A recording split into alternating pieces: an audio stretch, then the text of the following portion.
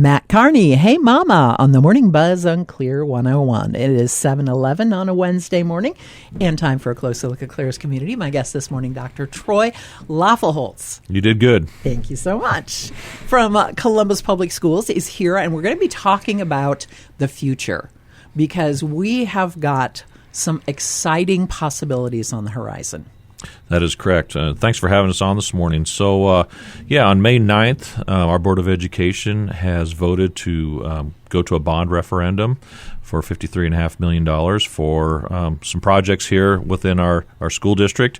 And the projects are based upon growth, both in the city, at the city level and our school district. So, we're moving on. I think a lot of people maybe are looking at this and going, didn't we just build a new high school? Why are we looking at this? Well, we've seen some surprising and really unprecedented growth in our area. And nobody can, look into our crystal ball and say, well, this is going to happen.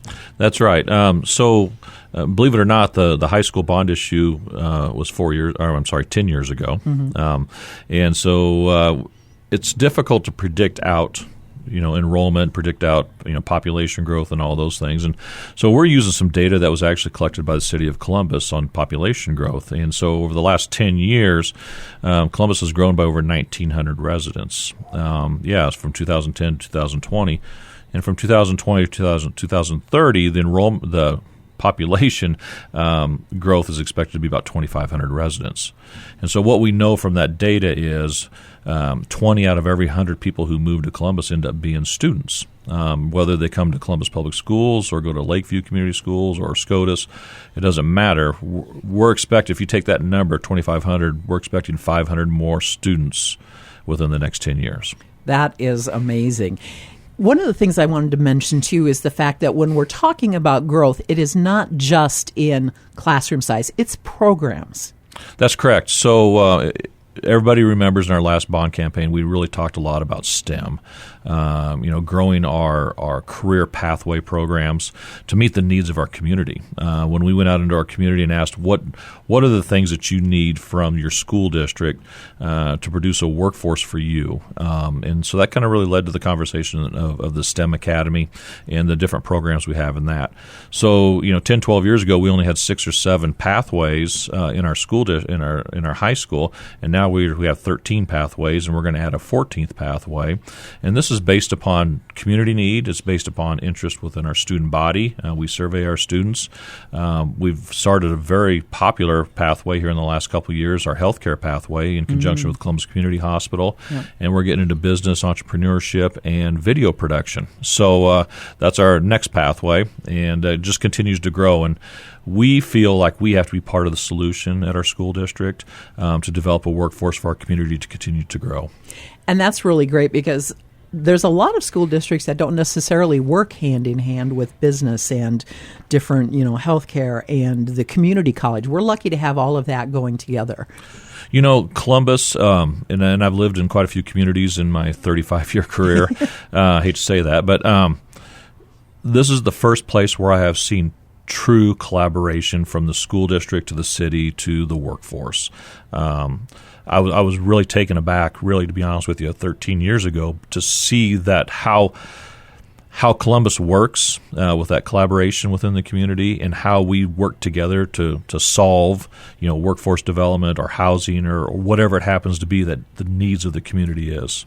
Well, we're going to keep Dr. Loeffelholz here. We're going to talk when we come back about how you can find out more about the bond issue and kind of what it's going to do, how it will affect the public. We'll have all that correct. Thanks. Coming up on KLIR 101. Stay tuned. Adam Friedman and Mike Posner, Lemonade on KLIR 101. It is 7:21, and we are back with Community Spotlight. My guest is Dr. Troy Loeffelholz, and we're talking about the bond issue that's coming up. So what exactly will that be? Okay, so the bond issue is for $53.5 million. The projects that will be involved with that is a new K-4 elementary school, also constructing additions onto 4 of our 5 elementary schools. So we have a lot of our schools that are still eating lunch in their cafeteria, in the dining areas, and the gymnasium. So we're going to try to separate that out because the gymnasium is a classroom. So 4 of those buildings will have either a gym or a new dining area to separate those pieces. Also, classroom additions and expanding the cafeteria, the dining area in the middle school. So the middle school right now, we are over capacity there. Bursting at the seams. Bursting at the seams, that's right. So 1,200 students there, and we were enrolled at 1,204 right after Christmas. So the project there is to add 12 classrooms for future growth on that facility, and then renovating our district offices for an alternative education program, which we've got 7 different programs that we work with kids where maybe the regular classroom setting is not the right place for them to be. And then a classroom addition at the high school. We talked before about the programs that we are expanding, as well as some of our demographics are changing. Since we've come out of the pandemic, we have 280 more special education students. So that's more classrooms, more teachers with smaller student-to-teacher ratios, as well as our English language learner students. We have about 285 more of them since coming out of the pandemic. So our demographics are changing, and we need to meet the needs of those students. Now, when you say that we're going to be helping with this, what does it mean for the average Joe citizen? How will that affect them? Okay, so the $53.5 million, I think the question you're asking is how's that going to affect my property taxes, yes. Right? Okay. Yes. So we're in a pretty good situation right now. I think our district has done an excellent job with our business managers working to ensure that we are able to raise the tax levy at a minimum. So we've retired some bonds 15 years early. We retired some other bonds 5 years early, which has put us in a really good position to where this bond issue is $4 a month on each for every $100,000 of valuation. So if you have a $300,000 home, it's $12 more a month for the bond issue. Now the question is, well, how is that going to continue to raise? Are you going to ask for more? Ask for more. It's $4 a month for every $100,000 for the life of the bond. Wow. So, yes. And I'm kind of curious because people always say, well, I don't have kids in school. Well, are you a grandparent? Are you a young person that might have kids? Or are you part of the workforce and you're looking at, hey, am I going to help to train the next generation? We always have to look in retrospect. We look at the schools we have today and the schools that you and I went to maybe a long time ago, right, Riley? Oh, my gosh, so long ago. So somebody had to see the vision there to build those facilities for us. People in this community have had a great vision. Our community has been very, very good to us. Our buildings are fantastic. You really can't go to another community in the state of Nebraska to see the support we have received from our community with our elementary schools, our middle school, and our really nice high school. But again, as you continue to grow, you have to plan for the future. And if it used to be in the future, you could plan 40 to 50 years out. Well, with the mobility of people these days, it's hard to plan past 10. Yeah. And so, if you're a grandparent or if you own a business in town, I would tell you to invest in the future, invest in the kids, invest in the next generation. Now, how can people find out more? Because I know you're trying to get the word out as much as possible. Mm-hmm. So you're going out to civic groups, churches, whoever wants to find out more. Absolutely. So we're going to civic groups. We did a presentation for the Chamber Board here in the last week. We're going to do a presentation at the City Council on Monday night, so people will be able to see and hear some things on the live stream. Then we're going to have ice cream sundaes with the superintendent. So who doesn't like an ice cream sundae, right? I will fall on that sword and do 7 presentations and get 7 opportunities to eat ice cream. So our first one will be April 4th at West Park. So our campaign committee, which, by the way, we got some rock stars working for us, working for our school district to get the yes vote. Strong community, strong school, strong community campaign. And so they are kind of taking the lead on all this. Mm-hmm. So on April 4th, the ice cream. April 13th will be at Emerson. April 20th will be at Centennial. April 25th at North Park. April 27th at the middle school in Lost Creek. and May 6th at Columbus High School. And you can get all this information on our website. You can get all this information on our social media.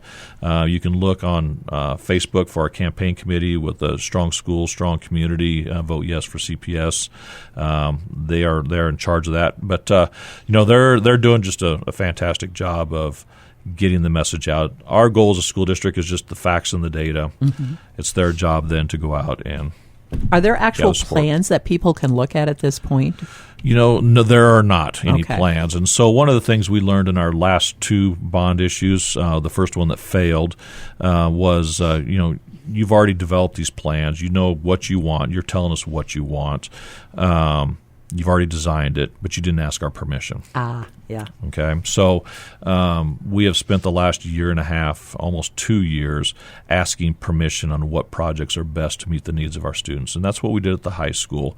And, when you fail a bond issue in 2011, 2-1, and you go back to the community and you listen and you get permission, and then you pass a bond issue for almost twice as much, 2-1, you have to listen to the community. I think we've done a very good job of listening to our community, what they feel they can support from our school district, and their vision of what they want their schools to look like in the future.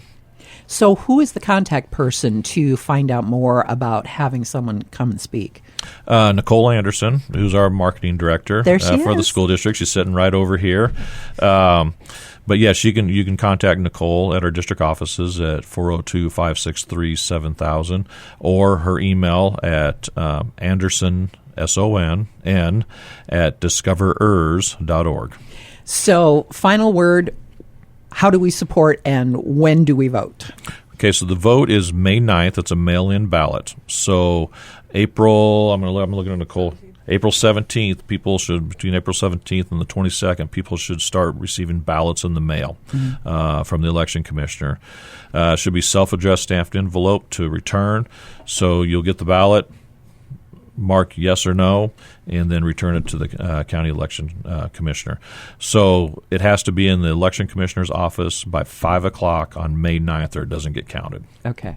So it's coming up fast, but there's a lot of great information out there, and I hope people will actively seek that information to be informed. That's exactly right. Like I said, it's our job to provide the facts and the data and to answer any questions the community has. We strongly encourage anyone, if you're free on those nights, and again, those dates are available on our website, come out, hear more, have an ice cream sundae, and make an informed decision. I do have to ask one more question. Sure. What's your favorite ice cream? Well, my favorite ice cream is probably praline pecan, but I don't think that's going to be available. Fancy. Yeah, I know. I like the caramel and the pecans. I'm a vanilla girl, so. Dr. Troy Loeffelholz, always great to have you in. Thank you so much. Well, thank you, Riley. We appreciate it. All right, stay tuned. Coming up, we will have news on KLIR 101.